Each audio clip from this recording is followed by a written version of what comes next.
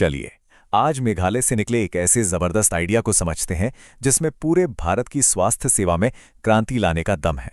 कहानी की शुरुआत एक बहुत ही चिंताजनक आंकड़े से होती है। मेघालय राज्य में बच्चे को जन्म देते समय माओं की मृत्यु दर, जिसे हम मैटरनल मोर्टेलिटी रेट कहते हैं, वो हमारे देश के औसत से 3 गुना ज्यादा है। जी हाँ, 3 गुना। तो सवाल उठता है कि इन दूर दराज के गांव में जब किसी की जान दांव पर लगी हो तो आखिरी उम्मीद कौन होता है? कोई बड़े शहर का स्पेशलिस्ट डॉक्टर? नहीं, बल्कि वो होती है वहां की अपनी आशा वर्कर, जो उस मां और बच्चे के सबसे करीब खड़ी होती है। अब देखिए, सालों तक ऐसी गंभीर समस्याओं का एक ही जवाब दिया जाता था, बहाने। कह दिया जाता था कि भाई हमारे पास डॉक्टर नहीं है, अस्पताल बहुत दूर हैं, सारा दोष हालात पर डाल दिया जाता था। लेकिन अब सोच में एक बहुत बड़ा और बहुत जरूरी बदलाव आया है।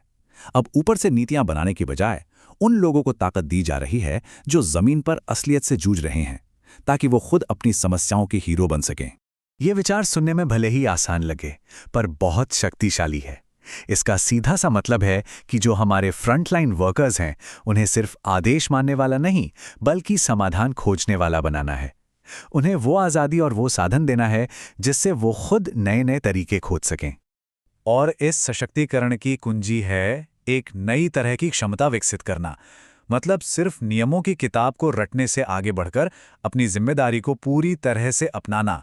एक आशा वर्कर अब सिर्फ रिपोर्ट भरने वाली कर्मचारी नहीं, बल्कि अपने गांव के स्वास्थ्य की लीडर है। यहीं पर हमें डिजिटल साक्षरता और डिजिटल सक्षमता के बीच का फर्क समझना बहुत जरूरी है। देखिए, ये जानना कि कोई ऐप कैसे काम करता है, ये तो है साक्षरता यानी ज्ञान। लेकिन जब कोई मुश्किल घड़ी आए, उस ऐप का इस्तेमाल करके किसी की जान बचा लेना, वो है सक्षमता, असली हुनर। इसे कार चलाने के उदाहरण से बहुत अच्छे से समझा जा सकता है। ये जानना कि क्लच, ब्रेक, गियर कैसे काम करते हैं, ये है साक्षरता। लेकिन दिल्ली के भयानक ट्रैफिक में आत्मविश्वास से अपनी गाड़ी निकाल कर ले जाना, वो है सक्षमता। है ना जमीन आसमान का फर्क? तो ये जो असली सक्षमता है ना, ये 3 मजबूत स्तंभों पर टिकी है। पहला है ज्ञान, यानी ये समझना कि क्या करना है और क्यों करना है। दूसरा है कौशल, यानी उस काम को करने की असल काबिलियत। और तीसरा, जो शायद सबसे जरूरी है, वो है नजरिया, यानी सही समय पर पूरे आत्मविश्वास के साथ उस कौशल का इस्तेमाल करने की हिम्मत। तो चलिए बात करते हैं कि एक आशा वर्कर के लिए इस डिजिटल सक्षमता का असल में मतलब क्या है। ये सिर्फ एक फैंसी शब्द है या इससे वाकई में कुछ बदल रहा है? इसका मतलब ये है कि अब हेल्थ वर्कर्स सिर्फ सरकार के लिए डेटा इकट्ठा करने वाली मशीन नहीं है। वो उस डेटा का इस्तेमाल जिंदगियां बचाने के लिए कर रहे हैं।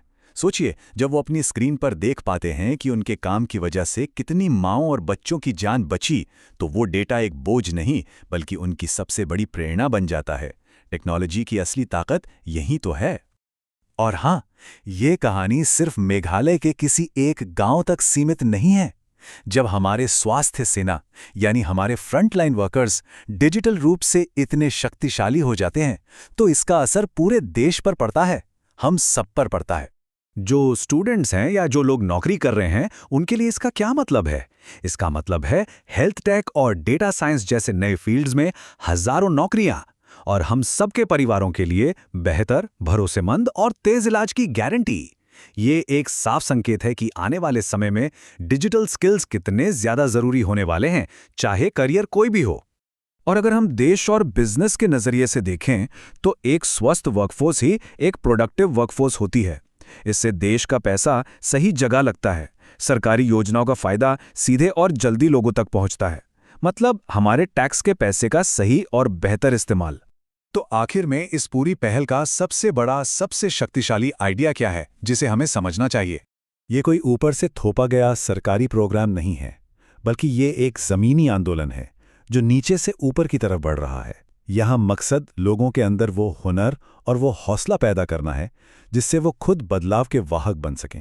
तो असली लक्ष्य सिर्फ टेक्नोलॉजी का इस्तेमाल बढ़ाना नहीं है, बल्कि उसके जरिए हमारे गांवों और समुदायों की नींव को मजबूत करना है। क्योंकि जब एक आशा वर्कर सशक्त होती है, तो असल में पूरा गांव सशक्त होता है। और अंत में ये एक सवाल है जिस पर हम सबको सोचना चाहिए।